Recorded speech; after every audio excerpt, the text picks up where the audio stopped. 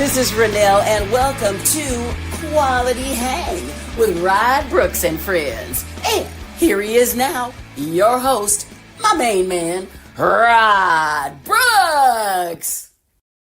Thank you very much, Renelle. I am Rod Brooks, and welcome everyone to Quality Hang. And as always, I am joined on this broadcasting adventure by my friend, your friend, the co-host of Quality Hang. He is Marcus Osborne. What up, dog? How you doing? Happy 420, man. It is April the 20th. It is I was about to say unofficial, but it's official. It is the official holiday celebration day of weed smokers everywhere, particularly in the great state of California, where the term 420 was coined in San Rafael by a bunch of high school kids, all the way back in 1971. So smoke them if you got them. Our forefathers, long may their memories reign. Nothing like walking into the dispensary on 420 and realizing, oh, it is 420 clearance time. So wait, at the weed house they have 420 sales? Like you can get. Indeed. Let me give it to you like this: buy one, get another one for a penny. Hold on, no, wait a minute. It's like President's Day, where you could go and buy a mattress half off if you do it on Lincoln's birthday. Like you go to the dispensary and they have actual 420 sales. Yes, 100%. If this country had any kind of balls, they would let us actually advertise this stuff on TV, so you could get the four. You don't think if we could advertise it before 20 sales wouldn't be on every stitch of advertising real estate?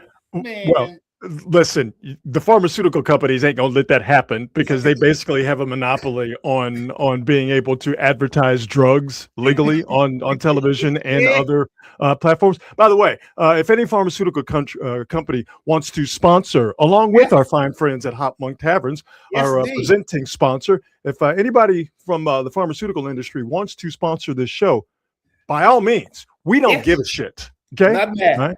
As long as the check's cash, we don't really even care if the product works. Now, we don't want anybody to die. That's right. But where you at? I mean, listen, if the side effects are worse than the disease that you're treating with the pill, that's not our problem. Okay. That's right. So listen, we're just in it for the money, just like you. Right. So that's all I'm saying. And if an enterprising weed company would like to sponsor the show, okay. That's right. If you want to name a strain after your boy, feel free.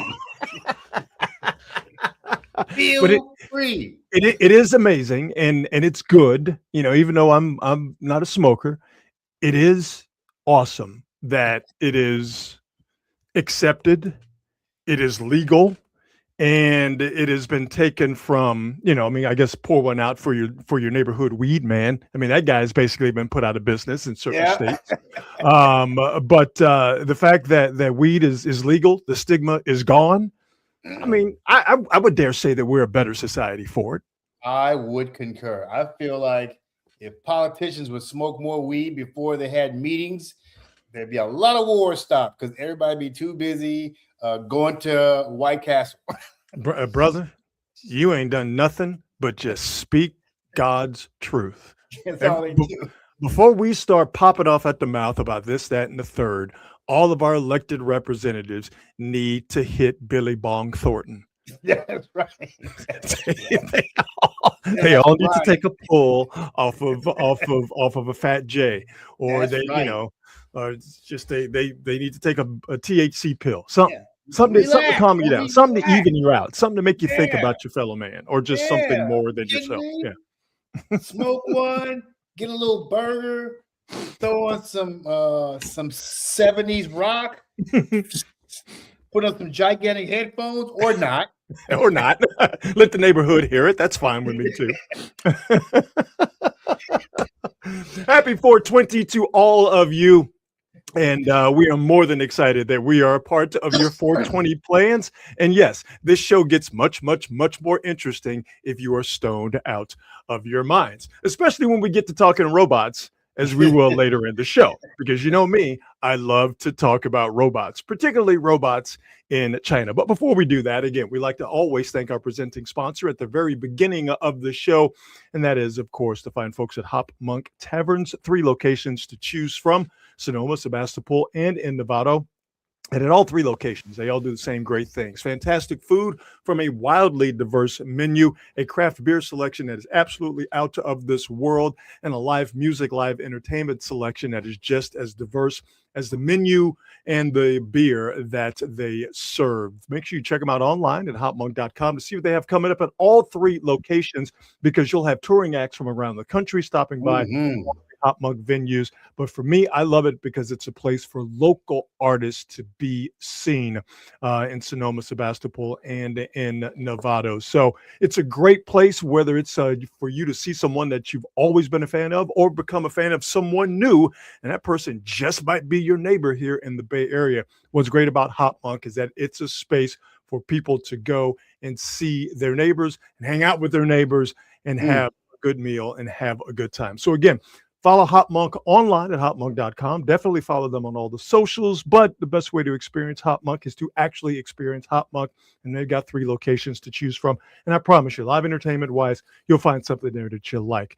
Food-wise, excellent, and like I said, craft beer, that is what they're all about. So check them out and tell them the fine folks at Quality Hang sent you. All right, let's get this bad boy started. A busy news day as far as the Bay Area sports scene is concerned. And it all got started this morning.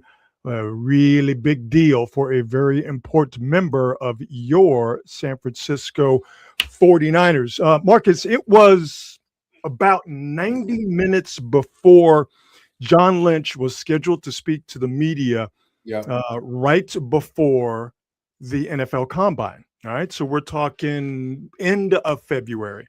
And Trent Williams's people, his representatives, put out there in the ether that Trent Williams wanted a new deal.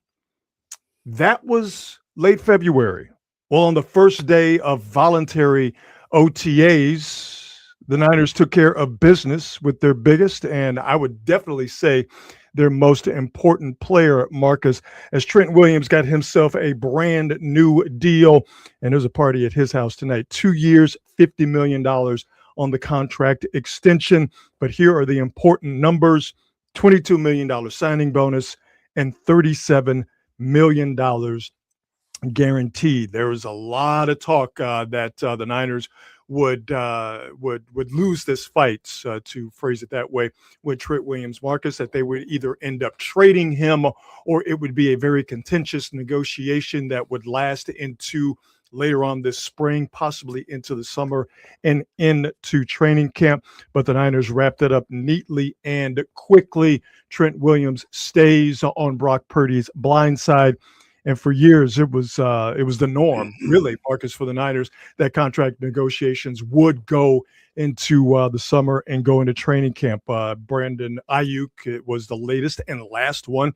The Nick Bosa contract situation bled into the summer. But over the past couple of years, they've gotten them done in the spring, well before you get to training camp. The Brock Purdy deal got wrapped up really quickly. The Fred Warner deal, the Kittle deal, and now the Williams deal, they all got wrapped up pretty quickly. So the Niners get a guy that I thought that they were going to keep anyway. They were not going to give Brock Purdy all that money and then have him be unprotected by the best left tackle in football and one of the greatest of all times. And the Niners continue, Marcus, to have a really, really good offseason. But it makes sense to keep Trent Williams, even though he is 38 years old, same age as Steph Curry, by the way. Trent Williams, like Steph Curry, when they're not hurt, still playing at a high level, and them the dudes you want to keep around on your team. Yeah, I mean, you had to know. I think I've said this multiple times about Trent Williams. That dude knows how to get his money. He knows how to get his. You ain't lying, brother. Listen, he knows 2 things: how to play football and how to get paid to play football. He knows I mean, whoever his team is or whatever, they are a well-oiled money printing machine. Yes. And good for it. Because if you can if you can pay can play professional football into your middle ages and still get fat contracts like this, you've been blessed and you're doing everything right. Yeah. So I can't be mad at him at all. And again, he is. I think when healthy, Christian McCaffrey's their best player. You can make an argument for Fred Warner. You can make an argument for Brock Purdy, especially considering the importance of the quarterback spot. You can make an argument for George Kittle in terms of what he means to that offense running game wise, and obviously what he does in the pass game and what he provided them, before they picked up Mike Evans this offseason, what he provided them in the red zone. But to me, Trent Williams is the dude that gets it going because he makes it easier for Brock Purdy to do his job. He makes it easier for Christian McCaffrey to do his job. He makes it easy for whoever's playing left guard next to him to do his job. He makes it easier for that offense to operate at the capacity that they need to operate. And I've seen way too many Niner games. I've seen enough Niner games where you didn't have Brock Purdy, where you didn't have Christian McCaffrey, where you didn't have George Kittle. And I've seen them have success in individual games. Mm-hmm. But I can't think of a game where Trent Williams didn't play, and I go, the Niners look good in that game. To me, that's how important he is.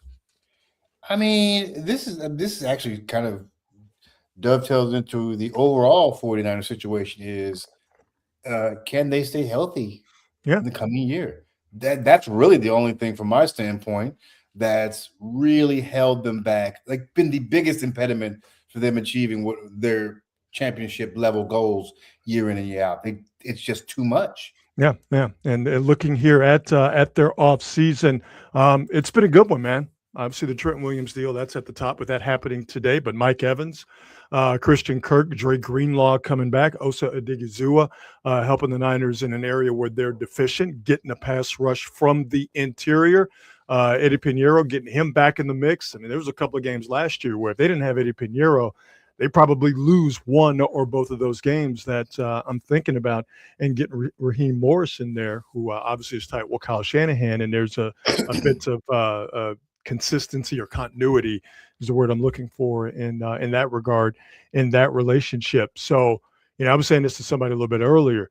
This is going to be one of the most all-in football seasons you've ever seen, not just, from the Niners, but I think of any football team over the last 25 years. And Marcus, you're 100% correct. You can say this about a lot of teams. But I think with the Niners, it's a really acute thing because of their injury history and because of the players that they have and the players that they've acquired this year with Mike Evans and Dre Greenlaw, is that health is important. But if these dudes stay healthy and they hit on a couple of these draft picks, we'll get into a little bit later on in the show. I mean, this is a Niners squad that on both sides of the ball, I mean, they stacked, brother. They're stacked. But this is, you better get it now because the future is coming up on you fast. Yeah, I think that's the thing that I'm most concerned of for this team is they ain't young. Nope. Brock Purdy is the kid, but the rest of the squad is getting a little bit low in tooth. And it just becomes one of those things where people are going to be like, okay, it's time. It's time to deliver on the promise. Yeah. And what's screwed up is that people don't, and maybe it's fair, but people don't accept the reasons for things not happening. People don't accept the injury-plagued seasons that they've had. Those are reasons that but you're not able to get it done. Mm-hmm. The fact that last year they had all these injuries and they still managed to get as far as they did says a whole hell of a lot about what they got going on over there in Santa Clara. And hopefully these signings really help them out. I for one, am still a little bit skeptical, but I also feel like this is a coaching staff that gets the most out of their players. Yeah, they have to hit on this first round pick, whomever that person may be in whatever position that they play. They have to hit on that. That person has to come in and has to come in and play well. But I think for the Niners, what pick do they have, Rod? 27. Ooh. So they would like to trade back, but there's a lot of teams that would like to trade back because there's this draft sort of thins out, for lack of a better way of putting it, once you get to the bottom third of the first round. There's a lot of value in the second round, a lot of value in the third round, especially at the top of the third round. So there's a lot of teams who would love to ditch their late first round pick, move back, get another second round pick, maybe get an early third round pick. So when you have so many teams that are desirous to do that, I think the chances of the Niners being able to pull that off singularly is just my own personal opinion. I don't know if that's going to happen. So for me, I think they're going to stay where they are. But I would. And I don't think there's anything wrong with that. I think you could get yourself a good young edge rushing D end at 27. I'd like to see him get a safety at 27. My own personal deal. What do you think they do? Is it going to be a best available player, or is this going to be drafted for need? And what do they need? Well, see here. So they need a left guard. They need or could use, maybe that's the same thing, a defensive end to get after a quarterback. As I'm saying, they need, in my estimation, a safety, a free safety. Somebody who can cover, somebody smart, ball hawk, somebody who can get down there and help support in the run, somebody who understands coverages, somebody who can read and not react, but read and give you something because they've been proactive. But I think if we're just going to talk about what they need right now, it's defensive end and an offensive guard, or take a tackle that you could slide to guard, because now this is it for Trent Williams, right? This year and next year. And after that, they're going to be out of the Trent Williams business. And I think Trent Williams is probably going to be out of the business of football. So getting somebody who you can have play left guard next to him for a year or two and then slide him over the left tackle, I think that qualifies as a need now and something that can help you in the future. I just don't, and I ain't even talked about wide receiver, but for me, I don't think that's necessarily a need, because I'm a believer in Ricky Pearsall. Obviously, what they have with Mike Evans and Christian Kirk, I'm completely and totally fine with that. And I think you can get yourself a wide receiver of note and of value in the second round. There's a lot of wide receivers out there that a lot of people are saying are good for you to take in the second round. So those are the four positions. But if we're just going to stick with the word need, if that's kind of a flashing neon sign, offensive line and defensive end. So it's going to be really interesting. I think that the Greenlaw signing is interesting to me. I'm very curious to see how he plays, how good he is, what he's got in the tank. And honestly, I tell you this right now: if he's healthy, Dre Greenlaw's good, real good. Problem is, you don't know how healthy he's going to be. The Raheem Morris signing, which I like, still going to be interesting to see how that defense performs under him. Absolutely, because it's an unknown, 100%. 100%. Yeah, that'll be good. And I like Raheem Morris, and he's been a good D coordinator everywhere he's been. So I'm not worried about that aspect of it. But, the things takes time. And can it come together as quickly as Seattle did last year? That's kind of where I started. No, those are all good questions. But so far, so good. Good offseason for the Niners. Oh, yeah. It's the best division in football. No doubt. That's a tough division. No doubt. Even with the Cardinals being the Cardinals, the NFC West is the best division in football. And the Niners are I think, well-equipped, even before this upcoming draft, well-equipped to deal with the defending champs, all respect to the Seattle Seahawks and what the Rams have done over the offseason and what, they have been able to accomplish over the last few years. I think the Niners are absolutely well-equipped to deal with that. Right here in the present and in the not too distant future. The Warriors, other side of that news making coin that we got with the Bay Area sports scene over the course of this 420. The Warriors had their post-mortem press conferences today.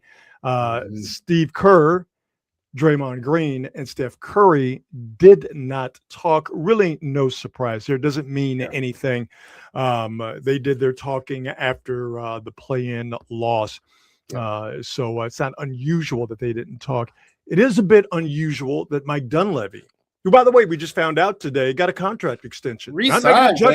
Not making a judgment, just passing along the news. Mike Dunleavy Jr. got a contract extension very quietly over the course of this recently completed season for the Warriors. All things considered, I think Dunleavy's done a fine job.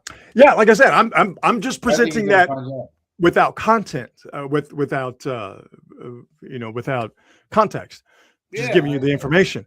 What I find interesting about his contract extension is that he's the one person on that team who is going to be a part of the Golden State Warriors next year, along with Steph too. But there's some uncertainty with Steph, not only because of his, I guess, now new chronic knee injury, but because Steph is going into the last year of his deal. So do they find a way to get a couple of more years out of Steph? I would think that's going to be the case.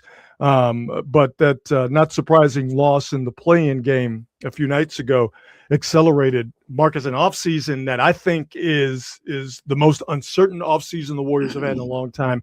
Yep. But I think it's the most important offseason the Warriors have had in a long time. As I mentioned, Steph's 38. He's got this knee thing, and he's going into the last year of his deal. The Warriors may or may not have a high pick in this upcoming draft, which is thought of as a very loaded draft. They may or may not be, the Warriors, a destination for Giannis and Kawhi and LeBron. Draymond's future is in doubt. What about Brandon Podziemski? Do you extend him? But the most pressing issue is the Steve Kerr issue. Steve Kerr is technically a free agent. He's not under contract next year. And he said that he's going to, within the next couple of weeks, Steve Kerr, he's going to make a decision. Interesting bit of reporting, though, coming out of Ramona Shelburne and Anthony Slater of ESPN, because Kerr haters will not like the story. No, they will not.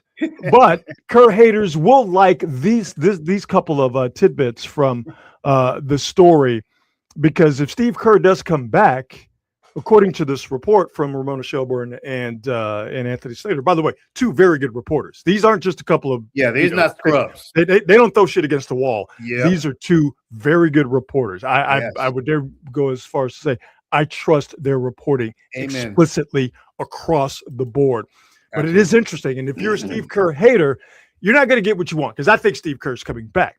But you might get Steve Kerr being forced to change to a certain extent because of the desires of really Joe Lacob. If Kerr returns, the report from ESPN said, they will discuss staffing and what management believes is a need for philosophy tweaks. Focusing on diversifying the offensive attack, there has been a feeling internally that they were too reliant this season on three-point variance. That last part, I absolutely agree with, because there were way too many times where they were just spamming threes. It seemed as though it seemed as though it was a plan that was not one that was necessarily going to be sustainable. Yeah, it's funny that those are the things that come out of that, because I mean, the players, Steph and Draymond and the coach, have openly said these types of things in terms of diversifying the offensive attack and doing more than taking threes. Mm-hmm. The problem is they have not had the players to necessarily tweak the attack. And then in terms of philosophy tweaks, what does that mean for the offense rotating around Steph Curry? Because right now, that is how it is built. So what does that philosophy tweak mean? Does it mean less reliance on the gravity of Steph Curry? And does it mean a smaller role for Steph Curry? Like, what are we talking about? So it's going to be interesting to see.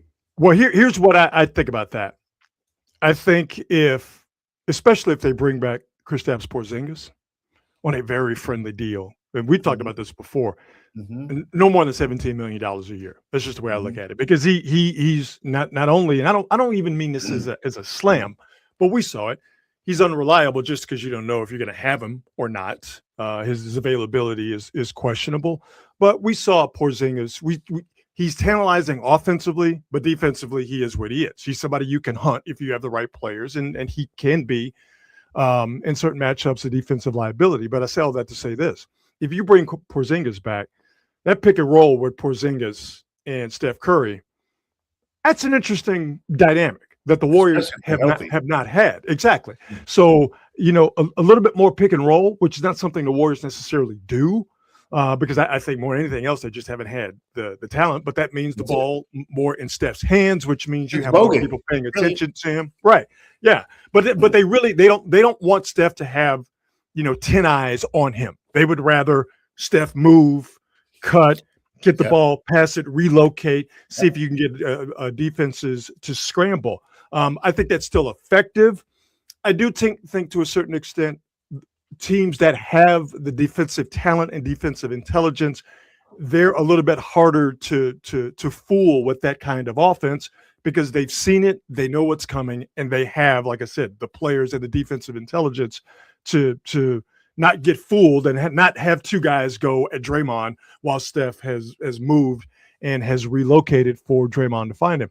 So if you mix in some pick and roll, if you mix in more Steph on ball, in my estimation, and I'm probably 100% wrong about this, but in my estimation, that's the diversifying of the Warriors' offensive strategy with a healthy and available Steph Curry, I think could be beneficial to them here in these next couple of years where they're trying to maximize getting the most out of a still deadly Steph Curry at times. Yeah. I think that's what you have to do. And I know that's what they've been trying to do, but you got to have the horses. No, you're right. You're right. Particularly with Steph Curry no longer being the guy who's going to dominate you every single night. And I'm sure that's Steve Kerr's point. Like, kind of look at what you've given me.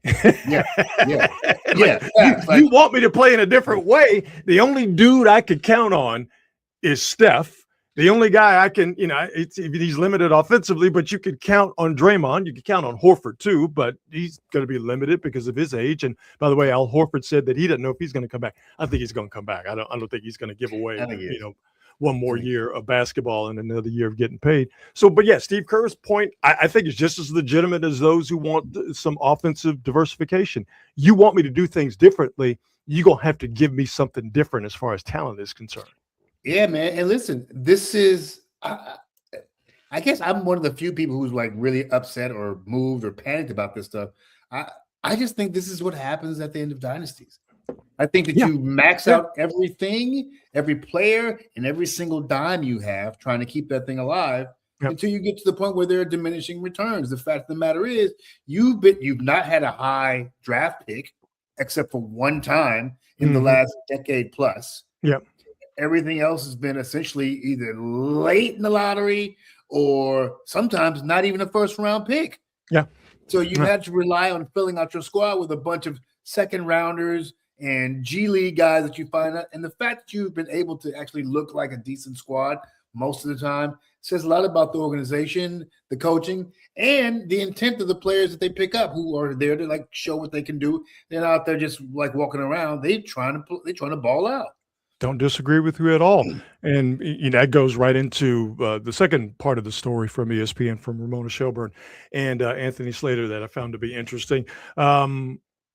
Team sources said that Laker will want to hear Steve Kerr express a hunger to continue executing the nitty-gritty details of the daily job, not a reluctant acceptance that he, Steve Kerr, should continue coaching purely out of loyalty to Green and Curry and the sentimentality of riding out this era. If Kerr decides he wants to return, there's a desire for management for him to sign a multi-year deal instead of setting up a last dance farewell tour that would be more about emotion and nostalgia than wins. I can understand that from Laker and management's side. Yeah. And like I said at the beginning of this conversation, Steve Kerr's coming back. I could see this, he's going to line it up with Steph. They are going to go out together. I would be stunned if Steve Kerr is not the head coach of the Golden State Warriors next year and for the foreseeable future. I'd be stunned.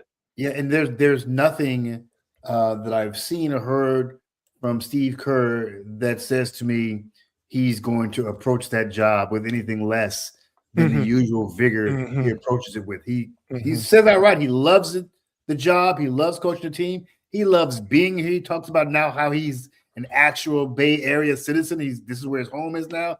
Like, the dude clearly wants to be here. I think that's the least of their worries. If Steve Kerr comes back, the dude is obviously fiery and competitive, and I think that's why they all get along. I don't think that's going to be a major concern. If he takes it, he's going to be in it to win it. Draymond spoke on his podcast, and Draymond's thoughts are interesting. Uncertain since early in my career on what happens next, but I'm truly at a loss now because you just don't know what direction will be what. Steph, myself, Steve shared a moment in what could be our last time playing with Steve as our coach. I'm happy we got to share that moment, and he didn't miss the moment. It was a big deal. I hope he's our coach next year. You want my opinion? I think not. Just because it just feels like that. It felt like that was it. I also hope I'm on this team next year. We also don't know that. And man, if it was, what a run it's been. So lucky to have had for 12 years Steve as my coach. We shall see. I don't know. A lot of uncertainty there. I think there's more uncertainty with Draymond and his future with the Warriors more so than Steve Kerr. I believe Draymond will be back. If Kerr is back, I suspect Green will be back. Yes, and what I find interesting there is Draymond has a player option coming up for close to $28 million, $27.6 million to be exact. On the surface, you say you'd be crazy not to opt into $30 million. Who's going to like, nah, you know what? I'm good. But if he does that, he's going to get traded. All right. He's not going to finish next season with the Warriors. Draymond, not surprising at all, being very complimentary about Steve Kerr and understanding how special his relationship with Steve and Steph, how special that relationship has been now for the past 10, 12 years. I get a sense that Draymond is more than likely going to renegotiate and get a longer term deal. I don't know how the money is going to be funnied. I don't know if he's going to take less money, if they spread it out, something under the table. I don't know.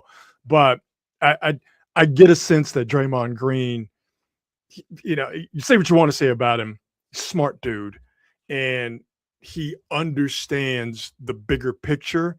And I think he wants to, I know he wants to be in that bigger picture with the dudes he's been with the whole time, that being Steve Kerr and obviously Steph Curry. And like I said, Steph's got one more year left on his deal. Of course, that's going to get extended. More than likely, Steve Kerr is coming back. In my opinion, it would be silly and almost career suicidal for Draymond Green to go, nah, just give me the $29 million. I'm going to put that in my pocket, and then you guys can just ship me off wherever you want to ship me around the trade deadline in February of 2027. I think Draymond Green, with obviously the insistence of the Warrior organization, they come to some sort of a scenario where they stretch out his contract for another couple, maybe 3 years, 2 years with the team option. That's what they figure something out with the money, and all three of these guys ride off into the sunset together. Yep, I kind of see it the same way. I think Steve Kerr signs for 3 years. I think Steph Curry gets a 2-year extension. I think Draymond gets a renegotiated 3-year deal with a little more money, but not the annually is not as huge. The annual is not as huge. But if he goes out with $50 million over the next 3 years, $60 million over the next 3 years, that works for everybody. Yeah. And maybe, just maybe, he'll get to play with his homeboy LeBron, which has always been his dream. There's no way that's happening. I am so frustrated. Warriors fan base has become the Lakers fan base, and the irrationality and unrealistic expectations and the weirdo opinions and perspectives and conspiracy theories is awe-inspiring at the least, Rod. And I, for one, awe-inspiring or stupefying? Both. And if Warrior fan wants to jump on my Twitter, I would love to troll y'all because y'all are stupid. You do. I mean, you get down there in the mud and you just be swinging and banging with them, dog. Every time I run across one of your responses to those jackasses, I just laugh and go, Like, Marcus out there with them fools again. I didn't realize why the trolls did what they do, but the past 2 months, I get it. And I got to say, it's therapeutic. It's cathartic. And it makes me feel good. Because some of these people say some really dumb shit.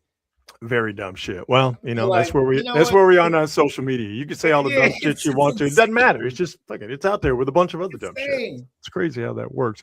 Let's get to some NBA updates there for you. Postseason awards have started, and no surprise that Victor Wembanyama is the Defensive Player of the Year. What may come as a surprise to you is that Victor Wembanyama is the first unanimous Defensive Player of the Year, or maybe that is unsurprising. Also, Victor Wembanyama today became the youngest Defensive Player of the Year in the history of the NBA. Victor Wembanyama, first in blocks per game, first in total blocks, and first in steals and blocks combined. Just watching him last night in their first game in their 7-game series against Portland. I mean, when a guy doesn't have to get off the floor to block your shot, and he can move his feet and guard on the perimeter, and he could get involved in switches, and he is intelligent. He's not just big and tall and lanky like Rudy Gobert. Oh, I don't know what you do to neutralize how effective he is defensively because of his physical presence, 7'4" with a 28-foot wingspan. But like I said, he can move his feet. He's not a stiff. I don't know what you do to attack and neutralize Victor Wembanyama. I don't know. I mean, really, your only hope is to get him in foul trouble, or be like Durant and Curry and just shoot over him. Otherwise, there's really nothing you can do. I mean, but you just mentioned two guys who are two of the greatest shooters of all time. Exactly. Not everybody has that ability to be able to shoot over a guy with the wingspan of a pterodactyl. Because he wants you to take a contested 20-footer while he's closing out on you. That's him doing his job defensively. And if you go around him, because he does have the ability and the quicks to move laterally, because he's coordinated, because he can move his feet, he can gap you, and you might actually beat him around the corner to the basket. But because he can move his feet, and because he has extendo arms, he can block your shot even if you beat him off the dribble. I don't know what you do. And that's why he's the first unanimous Defensive Player of the Year. He is definitely a problem. And I would typically complain about this type of thing because I feel like the Defensive Player of the Year, just like you said, has become who's the tallest guy who blocks the most shots. That's what it's become. This is legitimately a strong defensive player. If he had a little muscle on him, he would be a terror. But I mean, look, dude, they had Chet Holmgren as a finalist. Get out of here. Get out of here. Yeah, I would say the competition was very thin. Get out of here. Which also added to why Victor Wembanyama is now the first unanimous Defensive Player of the Year. But more than anything else, I name me somebody who's better. Yeah, he deserved it. He absolutely deserved it. You can't. And that's why I'm glad this was unanimous and we didn't get the random journalist going, you know what? Chet. He's a monster on the defensive end. What? Wembanyama, all he does is block shots. So I don't see him as a well-rounded defensive player. Yeah, this is one of those where Stevie Wonder could see that Victor Wembanyama is the best defender in all of the NBA. And I don't see him not either playing defensively at the standard he's currently at, which is unanimous Defensive Player of the Year, or Marcus possibly getting better. I don't see him taking a step backwards in terms of his development defensively and his development in his all-around game at all. He's still essentially a child. Yeah, and he's still he ain't got his grown man weight on him yet. So nope. We'll see what happens in the next 5 years when he's really at his peak. What are we going to have then? For sure.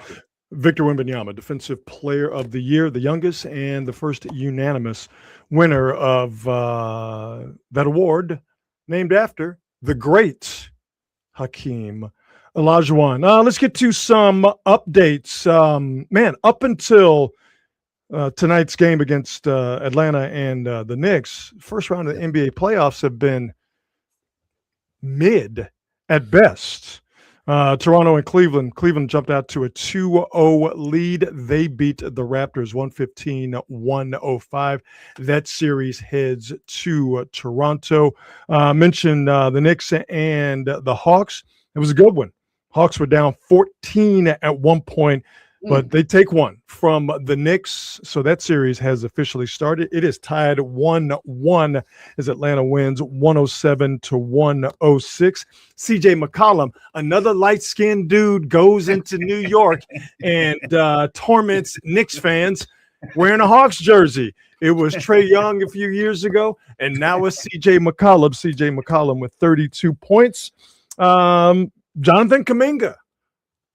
I'll present this information without any content. 19 points. Played all 12 minutes of the fourth quarter. Had 7 points on 3 of 4 shooting and a couple of rebounds. So that's good. Somewhere Joe Lacob is fuming, presumably. Shit. Joe's gonna he better be all right. He better be all right. Somewhere Joe Lacob is hot right now. Hot, I tells you. OKC and Phoenix, Spurs, Portland, Detroit, Orlando. Detroit just went out like Willie Lump yesterday. Detroit looked scared. I don't know why. Weird. Detroit looked scared yesterday. So weird. Orlando is not. I mean, they're a team which I thought was talented. Should have been better this year than they were, than they showed. But they shouldn't be nothing to be feared. Yeah, and that boy Banchero went off yesterday. Yeah, man. Yeah, absolutely. Boston, Philly. That's 1-0. That was a snoozer of a game. And my Houston Rockets without Kevin Durant. And more likely, Durant will not play tomorrow. What is that? Well, I can tell you exactly what it is. They can't shoot. They can't shoot. It's the same. It's the same problem they had last year against the Warriors when they didn't have Kevin Durant. They can't shoot. They can't shoot. And LeBron, has been saving up all his energy for this exact scenario where, you need me? I'm here for you. I got you. So, yeah, I wouldn't say that the Rockets are in trouble, but as frustrating as it was for me as a Rockets fan, there was nothing surprising about what I saw against the Lakers. They can't shoot. Can't shoot. And, what's the face is out? Luka's out, right? Yeah. Oh, yeah. Luka's out. You're not going to see Austin Reeves, but the Lakers apparently just have spare white boys who can shoot on retainer. And Luke Kennard comes out and shoots the Rockets right between their collective eyes. So it's funny because he kind of got lost in the shuffle over the past couple of years because he came out as a rookie and everybody thought he was going to be something special, and then he's special, all right. Oh, yeah, you're special. Yeah. Well, you're damn special. LeBron can turn back the clock during these periods, man. Mm-hmm. That dude, it's in a weird way, I still think he's underappreciated. Not underrated, underappreciated. I think we won't fully appreciate him till he's gone. Mhm. And I think there's some of that with Steph and some of that with Kevin Durant. These sure. guys have been around for so long and they've been so sure. good. And this is not to say that people dislike them or hate them or anything of that nature. But I think their standard of excellence Mm-hmm. has been so ongoing Yep. for so many years that you expect it to be there. But when it's It is- gone, and I'm not even of a mind where when they're gone, the league is going to take a nosedive. I don't believe that. But I do Listen, believe that that when they happens all the are time. gone. Right, Yeah. exactly. But That I happens think all the when time. they are gone, people will look around and go, shit, man, we didn't really appreciate it the way that we should have. I throw Kawhi Leonard in there as well. These are facts. It's funny because one of the things that makes great players great is their ability to deliver year after year. Mm-hmm. But that ability to deliver year after year sort of creates A fatigue. Yeah. I've seen this before. Yeah. I've seen this That- before. So yeah, people take you for granted. That's how Karl Malone ends up getting an MVP. Yep. You know I mean, what it's fair. mean? It's fair. There's a certain amount of fatigue where you go, it's just. Well, I don't- you look at Jerry Rice, and Yeah. people take that for granted. Well, Yeah. he played a long time, and He he played wasn't with like Joe. He Bob. played with Steve. He played. Yeah, he played for Bill Walsh. So those teams were stacked. He didn't get a move named after him. He didn't get Right. tossed. Like, Yeah. come on, y'all don't know. Game 2 of the series between the Nuggets and the Minnesota Timberwolves. Anthony Edwards supposedly compromised with the right knee injury. I just watched a play where he hung in the air for seemingly 6 seconds and laid the ball in. So knee looks okay to me. 50-49, about 5 minutes left to go in that game. Denver up in that series 1-0. So it looks like we are going to get 2 first-round games that are good after a weekend of NBA first-round playoff action that was not all that great. Some of these big time, I think we take for granted how great these athletes are. Yeah. They can get hurt and they'll be in pain and they're still doing shit that is amazing. Yeah. And we're like, ain't nothing wrong with that person. No, they're hurting, but they just that good. Hey, I meant to ask you about this. Have you heard this thing about Nas and not the MC, but Nas, the one-on-one king? Who? So this kid Nas, he's like the greatest one-on-one player. There's this one-on-one league, right? And all these dudes are on YouTube. The guy challenged Austin Reeves to a game of one-on-one. And I sat there and laughed like, listen, dude, everybody's got their lanes. Stay in your lane. Did Austin Reeves give him that work? Did he give him that work? Or these NBA dudes are so next level, and people don't it's fine for we could dick around and say, oh, this person is garbage. But that 15th man on the bench is still going to beat 99.9% of the people they ever play. Yeah. He killed. You ever see Scalabrino? Brian Scalabrino? So Brian Scalabrino, oh my God. You got to look this up.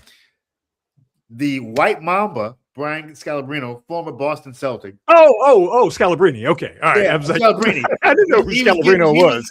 He was getting shit from all these kids because he's a dorky white dude and everybody's talking, oh, I could beat him. So he did this thing where he just started showing up at people who talk shit. He'd go out there and he'd play these dudes and they would get destroyed by, and he had a whole series of them.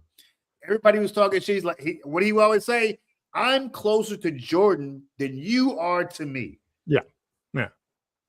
Amazing. And I love seeing it. I love seeing these dudes get spanked. Now, anybody who thinks that they can hang with an NBA player, you can't even hang with a D3 college guy. All right, there's levels to this shit. Okay, Yeah. all right, there's levels to this shit. All right, Facts, the worst professional basketball player is still a professional basketball player. Okay, And getting a bunch of money overseas. yeah, it's like you can take away the description. This guy's good, he's bad, he's mid. You can take away the description. What you can't take away is that person is a professional basketball player. That's right. Okay. He's better than you. Someone is literally paying him to do something that facts. you think you can do, but you can't on his level, that has allowed him to get to a point where somebody is paying him to play the game that you seemingly both share in common. There's levels to this shit. Facts. There always has been. There always will be. So preach on it. Stay in your lane. You think you can go and do this, but you know what's funny is every time I watch a basketball movie, the reason that 90% of them are so bad is because they have actors who can't play hoop, and they usually at the tallest like 6'2", 6'3". Well, that was the thing about find tall dudes who can act. Right. That was the thing about White Man Can't Jump. Is that Wesley Snipes couldn't play basketball. Was a terrible athlete. Like, remember, he was in Major League and he was Willie Mays Hayes. And you remember the scene in Major League where they wheel his bed out to the baseball field, and he wakes up, realizes he's on the field, and he gets out of the bed in his pajamas and he's running. But if you notice, it's in slow motion.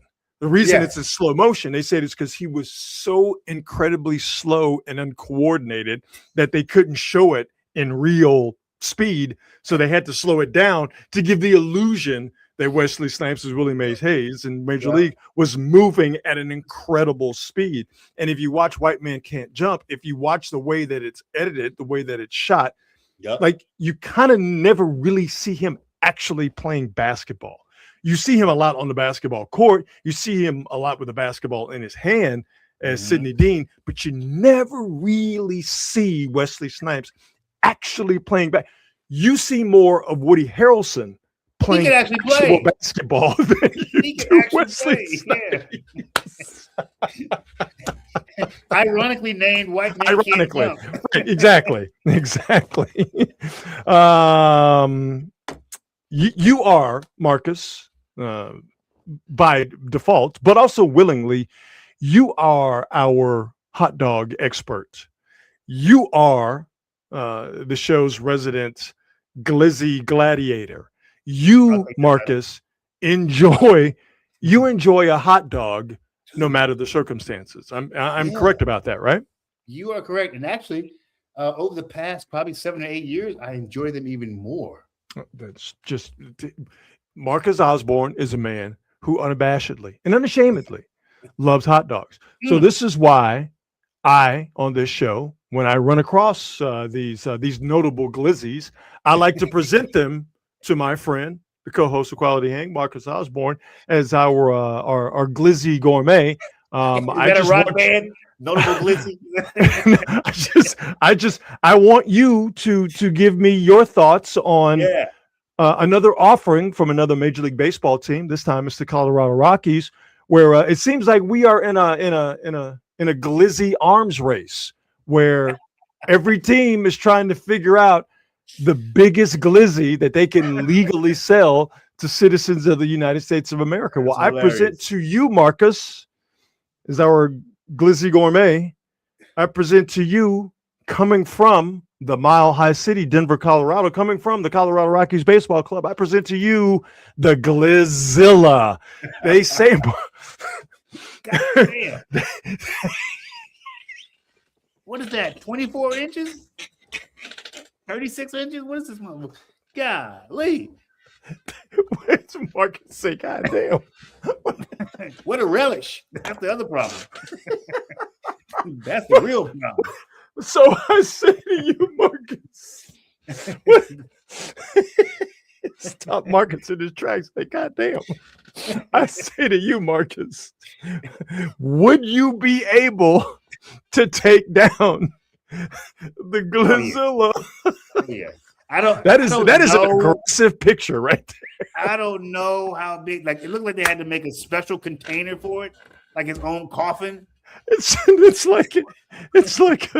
like a Magnum condom for a hot dog. It's just a bigger container. God damn. I can take it. That's probably like 2 or 3 hot dogs. I could definitely do that. I can do that. I gotta put my glasses back on. So many questions I have. Again, it's aggressive. I guess the part that me as someone who, I mean, listen, man, I'm not going to sit here and say that I haven't choked down a couple of meat rockets in my day. I have. All right. I'm not ashamed. All right. But what I find so aggressive about the Glizilla is how its length escapes the bounds of the bun, which is already a bigger sized bun. It wouldn't be as threatening to a guy like me if the entire length of the Glizilla was actually encased in a bun that was of appropriate size. Does that make sense? Oh yeah, it makes sense. Okay. I mean, all right. yeah, like, Clearly, I've thought about this way too long. How many pigs have sacrificed to make that one hot dog? Jesus Christ. Jesus. Unless it's like all beef, then you know. So you say you ain't scared of no Glizilla. You could get down. You could okay. I could chop that up to like 3 different hot dogs. That one. It could be an all-game snack. Easy money. Okay, so that's easy so money. There you go. There you go. If you find yourself going to a Rockies game, you're probably being held against your will, and I would try to find someone who could get you out of this captive situation as quickly as possible. But if you're there and you are at a Rockies game being held against your will, enjoy Glizilla, and please report back to us on your findings, and let us know if you were able to handle all of that hot dog. So that's insane. The glizzy, it's intimidating is the word that I would use. It's I don't know about the Glizilla. I don't have it in me, and I'm not afraid to say it. If you are a long time connoisseur of quality hang, you know that one of my things is I'm just warning people about the robot revolution that is coming, and it's not going to be pretty, folks. See, they're softening us up with Roombas and robots that look cute and help us. Yeah. But make no mistake about it, an apocalyptic future is coming, and robots are going to take over humankind and enslave us and possibly kill us. I hate to lay the heavy shit on you, but it's going to happen. I'm just trying to warn you. I'm just trying to let you know what you need to look out for. And the country you really need to pay attention to is China, because they've got some devious shit going over there with their robots. But they're trying to soft sell it, right? Like, look at these cute robots. And now they're trying to show us, oh, look at these robots. They're trying to be athletic like human beings. So we go to Beijing, China, where they have robots running half marathons. Dude, look at this. This is crazy. Look at this. We're gonna rewind that back, because imagine this chasing you down the street. All right. This is a problem, a big problem. Now imagine that robot by the thousands chasing you down the street armed. Wow. This is a problem. But here's the point. Get tired.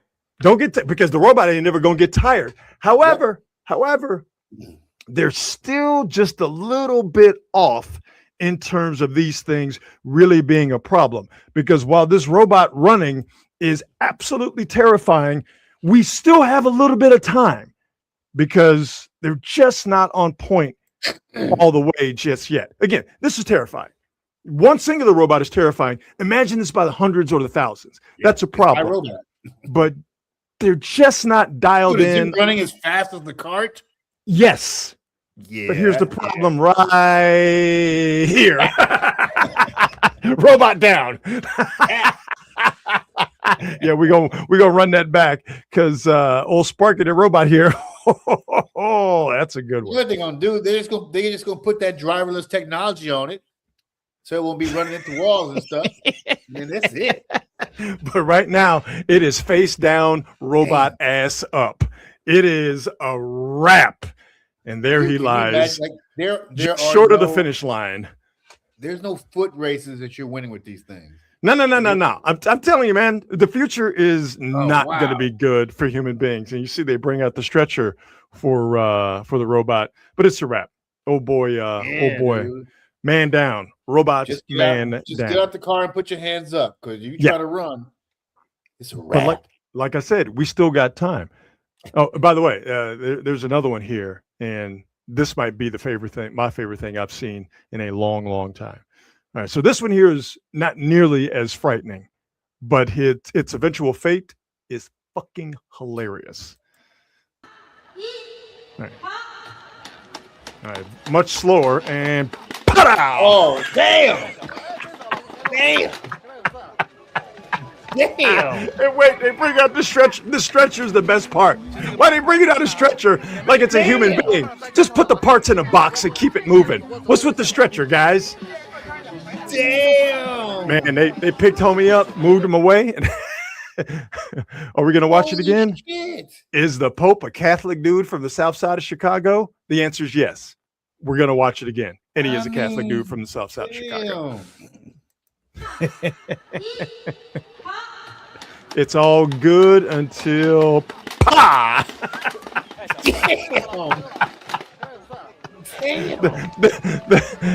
The death throws on the ground is the best part. My man was like, I fell down and I'm gonna throw the biggest tantrum on the planet, and just throw parts everywhere. It's like he exploded. The sound of it.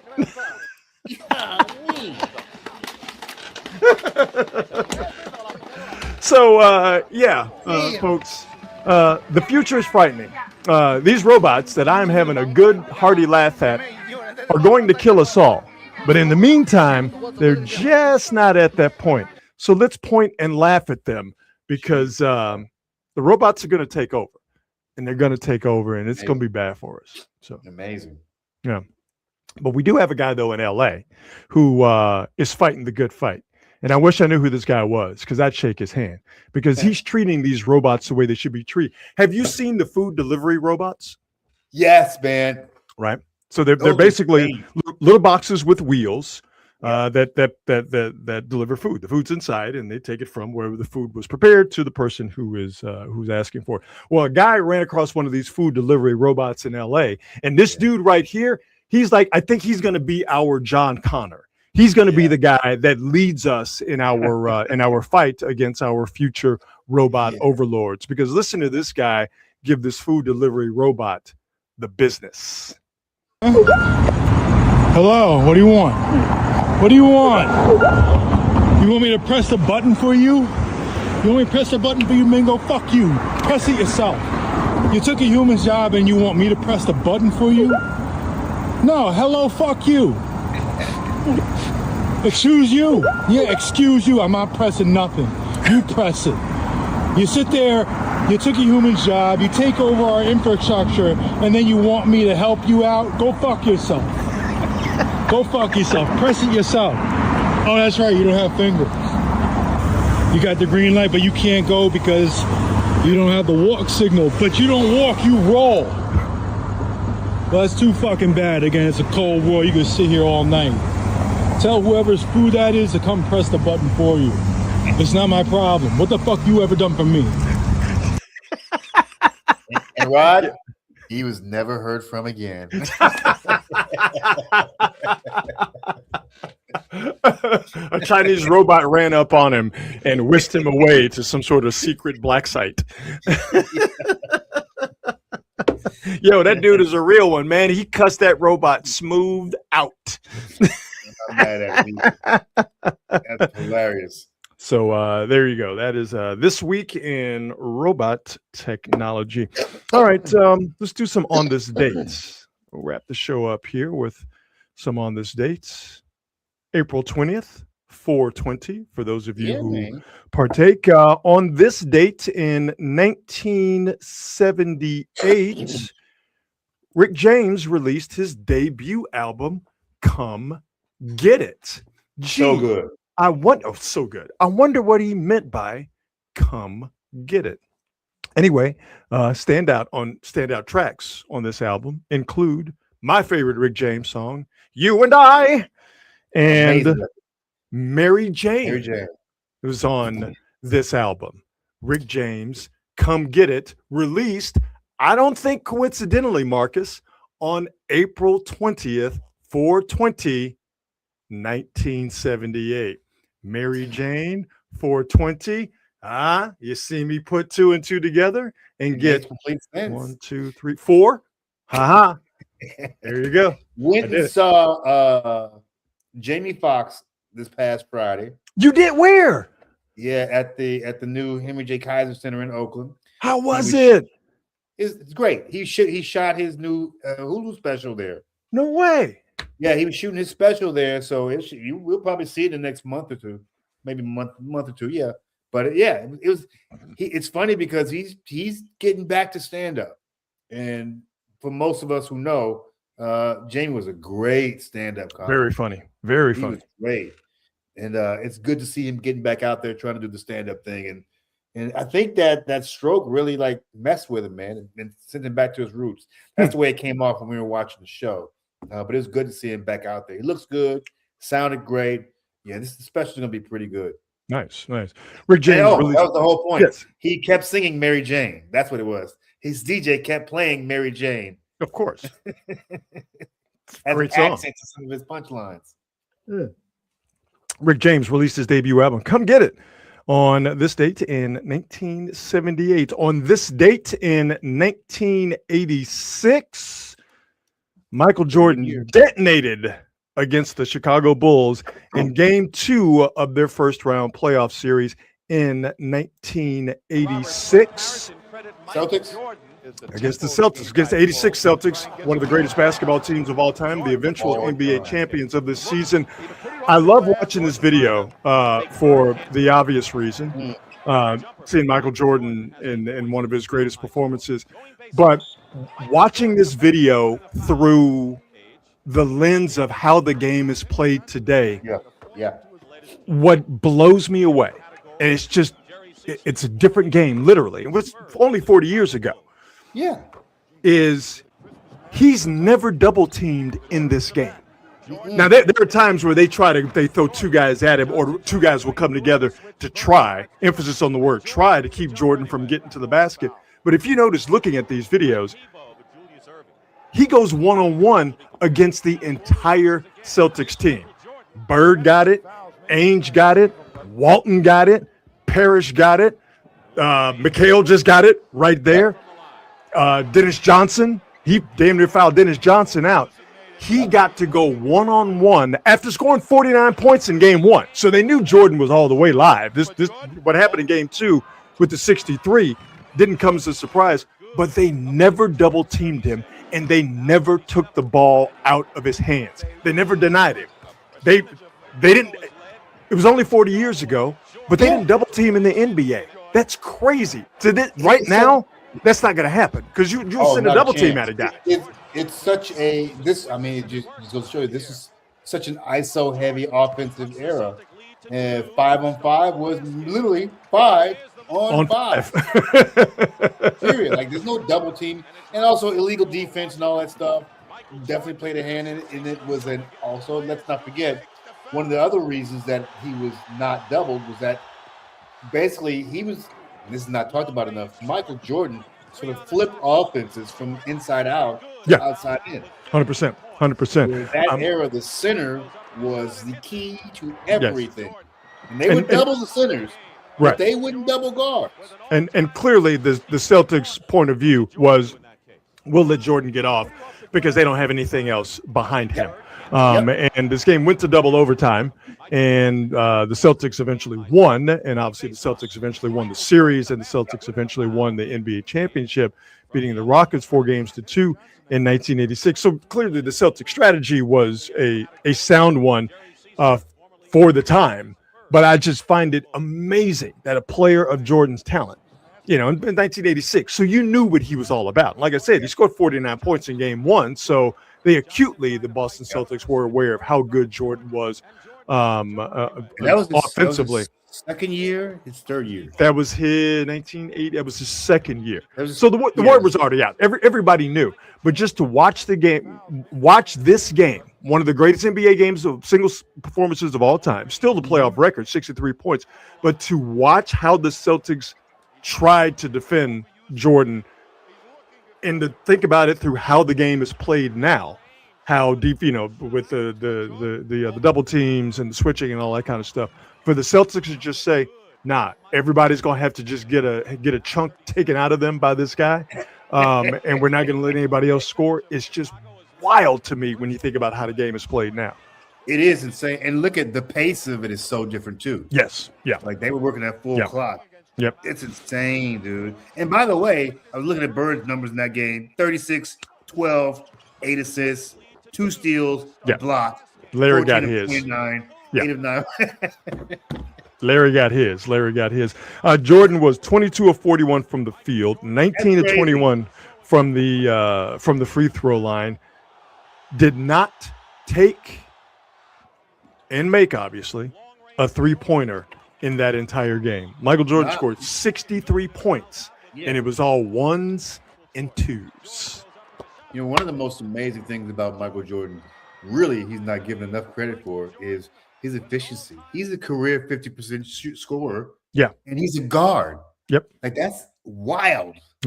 Yeah. In a league that was, as you mentioned, in the 80s and into the 90s, in a league that was based around the center. He flipped the game. The game. It went from a big man's game to a guard's game. And we are still living in the era that Michael Jordan ushered in with his singular brilliance. And that singular brilliance was on display on this date in 1986. Michael Jordan scored what is still an NBA playoff record, 63 points in a playoff game at the old Boston Garden. So there you go. On this date, 4/20, Rick James released his debut album, Come Get It, and Michael Jordan detonated for 63 points against the Celtics. All on this date, April 20th. There you go. We always end the show with the best thing that I've seen today. I spend too much time on the internet, way too much time, and I see a lot of stuff. There's a lot of stuff to be seen. Some not so good. Yeah. Some of it really good. One thing I seem to find once a day, it's the best thing I've seen. And I show it to you in hopes that it becomes the best thing you will have seen today. The great Big Boy, B.I.G.B.O.I. from the Mighty Outkast was in the television booth for the Atlanta Braves in a game recently. And Big Boy decided to try his hand at some Major League Baseball play-by-play. And let me tell you something. What? It's glorious. Oh, Lord, what is that? He's a magician. Already. Get on up through there. Pop your collar. Yeah. Yeah. There, they caught him with a slip. Ooh, that was slick. You got to put the mustard and mayonnaise on this next one. That's right. Don't juice him up. Come on, man. Get the genie out the bottle now. Come on. It's Atlanta. We ain't playing no games tonight. There it is. You got him. Yeah. What'd I tell you? Go on, sit down somewhere. I don't know what he said, but it was enjoyable. Love it. That's the best thing I've seen today. Love it. Golly. I would actually watch more baseball if Big Boy was out there doing play-by-play. Are you kidding me?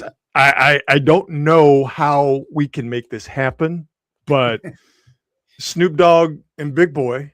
Oh man! Just give me one game of Snoop Dogg and Big Boy so sweet doing play-by-play. I don't need you to try and smooth off the rough edges. I don't need you to try and put them in the box and say like, "Hey, listen, guys, you got to give the score every couple of minutes, or you got to do this, or you got to know what pitch you."